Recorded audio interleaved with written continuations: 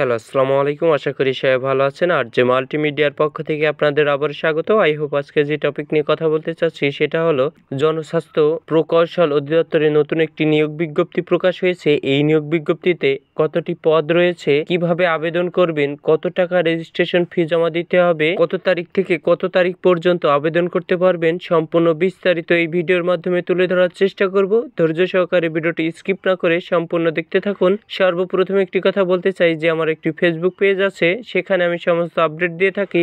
আপনি যদি ইচ্ছুক হয়ে থাকেন তাহলে আমার ফেসবুক পেজে আপনি জয়েন হতে পারেন। আমার ফেসবুক পেজের নাম আর যে মাল্টিমিডিয়া। এবার আসা যাক মূল টপিকে যে কি পদ রয়েছে। যে এই নিয়োগপত্রে কি পদ রয়েছে। সর্বপ্রথমে দেখতে পাচ্ছেন অফিস সহকারী, পদ সংখ্যা 52টি, বেতন স্কেল গ্রেড জাতীয় বেতন স্কেল 15 অনুযায়ী 8,250 টাকা থেকে 20,010 টাকা পর্যন্ত, বয়স 18 থেকে 32 বছর পর্যন্ত, শিক্ষাগত যোগ্যতা কোনো স্বীকৃত বোর্ড হতে মাধ্যমিক স্কুল সার্টিফিকেট বা সমান পরীক্ষায় উত্তীর্ণ।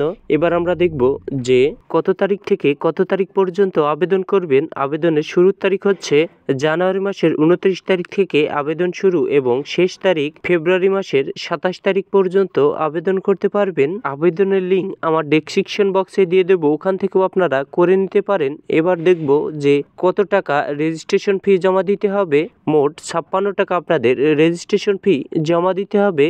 এবার আমরা দেখব যে SMS এর নিয়মাবলী। প্রথম SMS করবেন DPHE স্পেস ইউজার আইডি দিয়ে আপনি সেন্ড করে দিবেন এবং দ্বিতীয় SMS করবেন DPHE স্পেস ES পিন নম্বর দিতে হবে।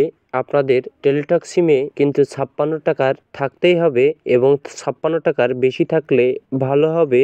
আশা করি বুঝতে পারছেন। আমার ভিডিওটি দেখে যদি আপনি একটু উপকার হয়ে থাকেন তাহলে আমার চ্যানেলটি সাবস্ক্রাইব করবেন। আজকের মতন এই পর্যন্তই। সমর্থ ভালো থাকবেন, সুস্থ থাকবেন। আল্লাহ হাফেজ। পরবর্তী ভিডিওতে আপনাদের সাথে আবারও দেখা হচ্ছে নতুন কিছু আপডেট নিয়ে।